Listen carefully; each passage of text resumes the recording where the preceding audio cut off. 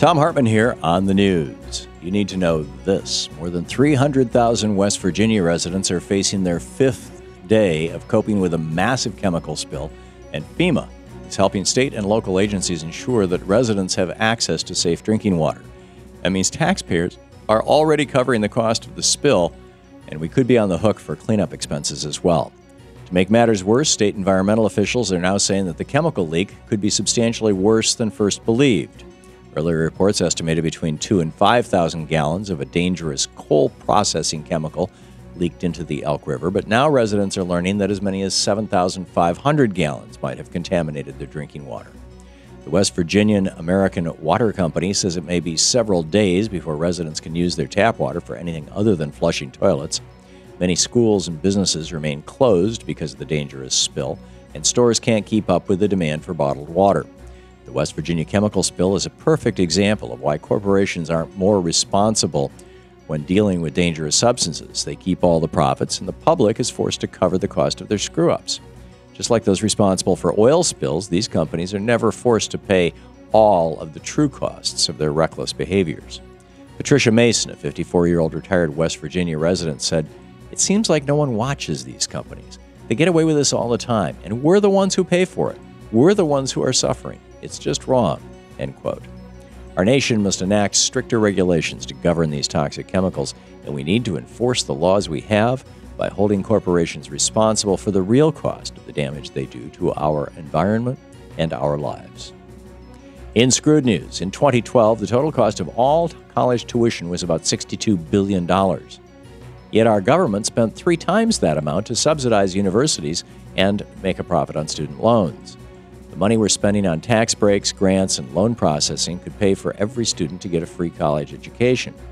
Rather than helping our young people, we're spending more than $180 billion a year to maintain a shoddy patchwork of attempts to make college affordable. And we're allowing for-profit universities and lenders to make billions in the process.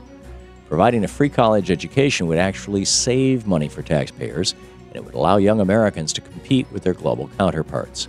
It would also avoid crippling them with massive debt, which puts a serious strain on our economy for decades to come. Instead of lining the pockets of universities and lenders, we should be providing every student a free college education. In the best of the rest of the news, the Moral Mondays movement is spreading throughout the South.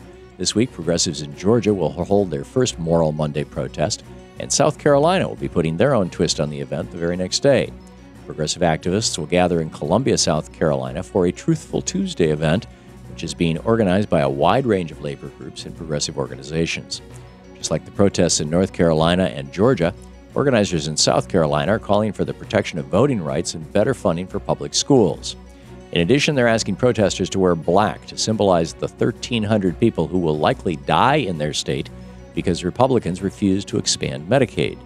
The protests in all of these states show that Americans are sick and tired of these right-wing policies, and no longer will they sit quietly while Republican lawmakers destroy their states.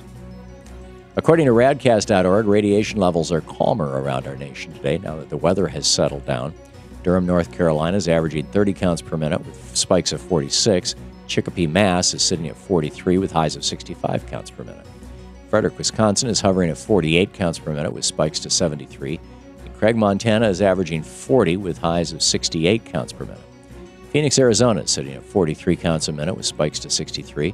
Chico, California is averaging only 30 with highs of 68 counts per minute. And Vancouver, Washington is hovering at 37 counts per minute with spikes to 55.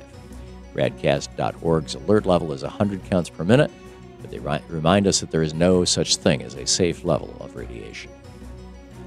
Maryland is doing something about the rising cost of health care. That state will be the testing ground for some strict regulations on medical prices, and they're aimed at reducing overall healthcare spending. These new rules will build on Maryland's previous success at reining in costs, which already has led to medical prices in that state being 3% lower than the national average.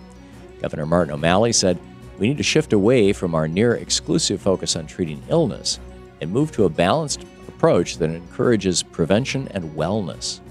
The old saying goes, an ounce of prevention is worth a pound of cure, and Maryland may soon prove that it's also worth some huge cost savings. And finally, if you rode the subway this weekend in Los Angeles, Washington, or New York, you may have seen more than you bargained for. That's because Sunday was the official No Pants subway ride, which has been happening in many major cities since 2002. This year's event in Washington started at 2 p.m. near the National Mall. Those who joined in were asked to maintain a calm demeanor and act like riding the subway in your underwear was the most normal thing in the world. People were asked to bring pants with them in case they were ordered by an official to put them back on.